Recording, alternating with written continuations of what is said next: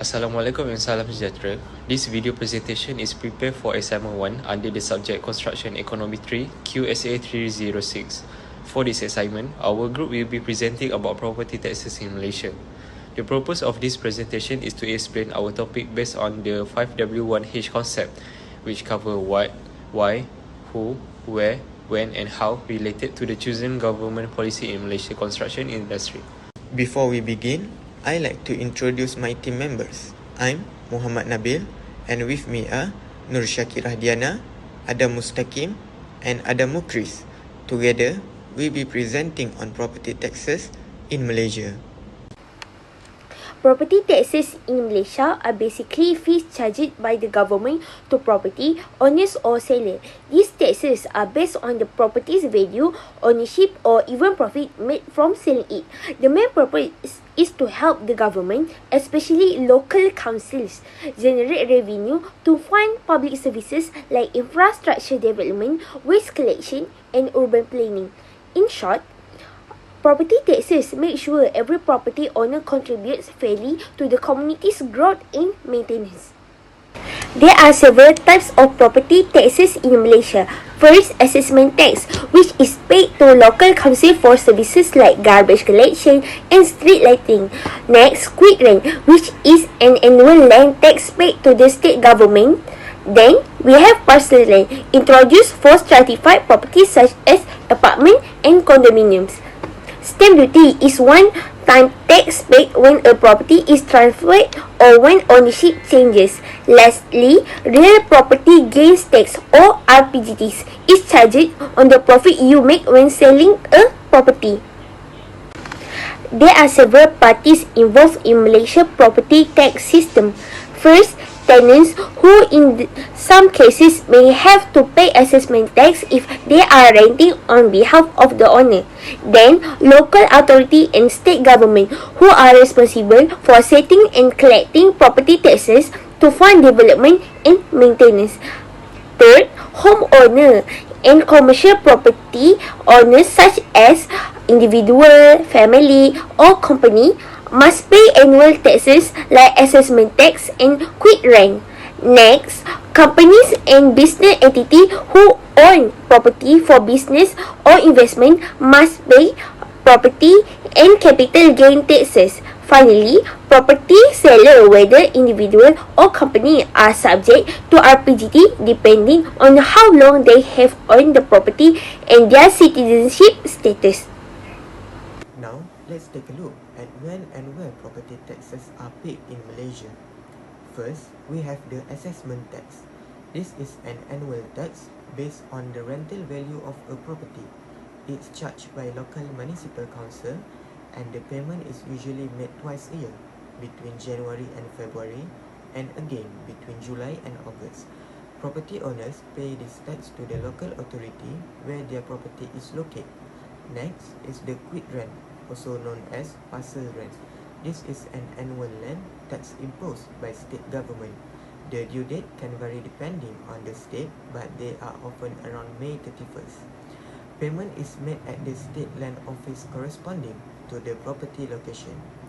Moving on to the real property gain tax or RPGT. This tax applies to any profit made from selling a property. It must be paid within 90 days from the transaction date, and it's paid to the Inland Revenue Board, also known as Lembaga Hasil Dalam Negeri or LHDN. Lastly, we have the stamp duty. This applies to sale and purchase agreement as well as tenancy agreement based on the rent amount and lease duration. The stamp duty must be paid within 30 days after signing the agreement, either through e-stamping or directly at an LHDN branch. This tax also applies across Malaysia. In summary, these are the main property taxes in Malaysia, along with when and where each one should be paid. Next, I'll be explaining why the government implemented property taxes in Malaysia. Basically, there are four main reasons: revenue generation, fair distribution of tax burden, regulation of the property market, and encouraging efficient land use. First, let's look at revenue generation. Property taxes are one of the most stable and important sources of income for both federal and local government. This revenue is then used to fund public services such as infrastructure development, school maintenance, healthcare, and even public safety. So, by collecting property taxes, the government can improve facilities and provide better services to the community. Next is the fair distribution of tax burden. Property taxes make sure that every property owner and land user contribute fairly to the cost of local development. In other words, those who benefit from public services and infrastructure will also share the cost through property taxes. This helps to ensure fairness in how the tax burden is distributed among citizens. Thirdly, we have the regulation of the property market. Taxes such as the real property gain tax, as known as RPGT, are designed to control excessive speculation in property buying and selling. This helps to stabilize the property market and maintain housing affordability by discouraging quick resale for high profit. Therefore, it helps prevent the market from overheating and protect ordinary buyers from sharp price increases. Last but not least, property taxes help in encouraging efficient land use. By imposing taxes on land ownership and transaction, the government motivates landowners to use their land more effectively. Instead of leaving the land idle or underutilized, they are encouraged to develop it productively. For example, building houses, commercial building, or other beneficial projects. To sum up, property taxes play a crucial role not only in generating revenue, but also in promoting fairness, stability, and sustainable land use. Through these taxes, the government ensures that the property sector continue to contribute positively to Malaysia's economy and development. Next, let me explain how these payments are made. There are three main types of payment involved, and each has its own process. Firstly, we have assessment tax and quick rent. These bills are usually issued by the local council or state land office. Payment can be made in person, but nowadays many states also provide online portals or apps where we can pay using credit or debit cards. The amount charged depends on the property type and location, so we can always refer to the local council website for the correct rate.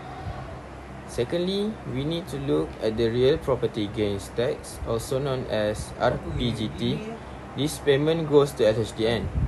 The seller must submit the disposal form and pay within 60 to 90 days after selling the property. To make it easier, LHDN offer online e-filing and e-payment option.